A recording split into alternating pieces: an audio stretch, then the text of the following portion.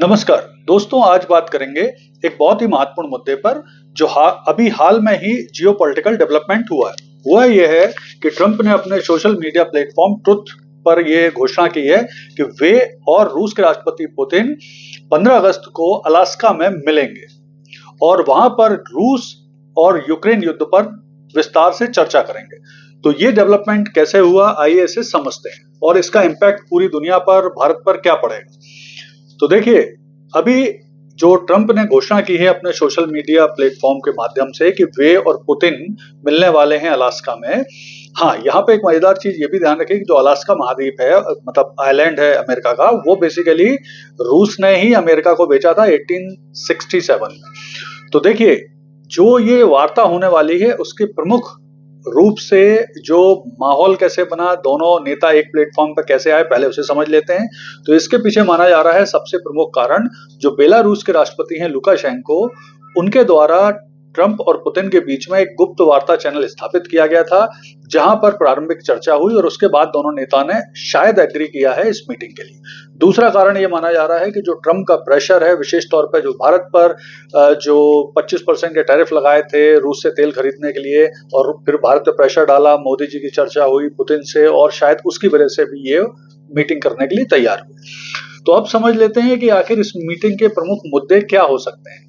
तो पहला और स्पष्ट मुद्दा तो सीज फायर का है और उस सीज फायर के मुद्दे को लेकर यहाँ पर टेरिटरी स्वैपिंग की बात चल रही है, यानी कुछ हिस्सा रूस को मिलेगा और थोड़ा बहुत हिस्सा यूक्रेन को भी मिल सकता है। तो उसके क्या पॉइंट हो सकते हैं? तो पहला पॉइंट तो यह है कि रूस स्पष्ट रूप से, यानी पुतिन स्पष्ट रूप से ईस्टर्न यूक्रेन का जो पार्ट है वो मांगेंगे और काफी बड़ा हिस्सा वो मांग लेंगे। दूसरा ये हो सकता है कि वो सेंट्रल ईस्टर्न जो पार्ट है यूक्रेन का वो भी मांग लें, क्योंकि पिछले 3 वर्ष से युद्ध चल रहा है, धीरे धीरे रशिया यूक्रेन में बढ़ता जा रहा है, आगे उनके क्षेत्रों पे कब्जा कर रहा है, लेकिन इस दौरान उसके हजारों और कई रिपोर्ट्स के हिसाब से तो लाखों सैनिक मारे जा चुके हैं। तो वो एक बड़े हिस्से पर ही एग्री करेगा, इससे कम पे मुझे लगता नहीं वो एग्री करेगा। तीसरा इसका जो प्रमुख पॉइंट हो सकता है वो ये हो सकता है कि वो स्पष्ट रूप से मांग करेगा कि नेटो में अब यूक्रेन कभी भी शामिल ना हो। हालांकि मुझे लग रहा है कि इस पॉइंट पे पैंच फंसेगा और वार्ता अटक सकती है।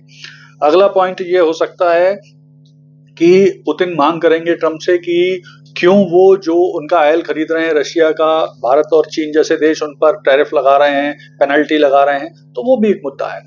लेकिन जो भी मुद्दा हो, यहाँ पर जो एक चीज इंपॉर्टेंट है जिस पर बात करना जरूरी, वो ये है कि कम से कम सीज फायर पे वार्ता शुरू तो हो रही है, क्योंकि जो 3 साल से यूक्रेन रशिया युद्ध चल रहा है इसमें हजारों लाखों लोग मारे जा चुके हैं, बहुत सारे संसाधन नष्ट हो चुके हैं और अब पूरी दुनिया को भी इसका असर दिखने लगा है। तो यहाँ पर जो कंसर्न है पहले उसको भी समझ लेते हैं। कंसर्न ये है कि यूरोपियन देशों का कहना है कि ट्रंप और पुतिन की वार्ता हो रही है, लेकिन इसमें यूक्रेन के राष्ट्रपति व्लादिमीर जेलेंस्की को शामिल नहीं किया जा रहा, जो कि न्यायपूर्ण नहीं है, सही नहीं है। तो उनका कहना है कि इसमें जेलेंस्की को भी शामिल किया जाना चाहिए, जबकि इसके परिणाम स्वरूप, मतलब इसके खिलाफ जो विशेषज्ञ हैं वो ये कह रहे हैं कि ऑलरेडी ट्रंप ने जेलेंस्की को बता दिया है कि अब उन्हें इस युद्ध को खत्म करने का समय आ गया है और उन्हें कुछ ऐसे डॉक्यूमेंट्स पे भी साइन करना पड़ सकता है जो शायद उनके इंटरेस्ट में ना हो। मतलब कुल मिला के ये है कि अब ट्रंप चाहते हैं कि युद्ध खत्म हो, भले ही इसके लिए यूक्रेन को, जेलेंस्की को नुकसान हो। तीसरी इंपॉर्टेंट चीज ये हो सकती है कि इसमें सबसे बड़ा फायदा तो पुतिन का ही होगा, क्योंकि उनकी इज्जत बढ़ेगी, उन्हें हार्ड नेगोशिएटर माना जाएगा। फिर सीज फायर की ओर निश्चित तौर पर पहला कदम है। यूरोपियन देशों में संशय बढ़ेगा अमेरिका को लेकर, उनको लगेगा कि अब उन्हें अपनी भविष्य में सुरक्षा खुद करना है, अमेरिका पे उनका भरोसा कम होगा।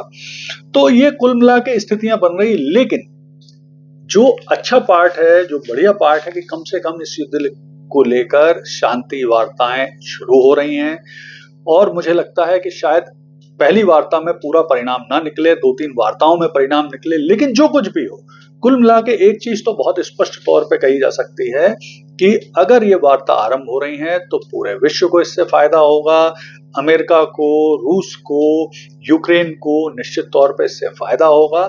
और सबसे बड़ी चीज है कि भारत को भी हो सकता है कि अगर ये शांति वार्ता होती है तो जो 25% ऑयल पेनल्टी वाले टैरिफ लगाए हुए हैं ट्रंप ने भारत के ऊपर, वो खत्म कर दें। यानी कुल मिला के पूरे विश्व को इस शांति वार्ता से निश्चित लाभ प्राप्त होगा। धन्यवाद।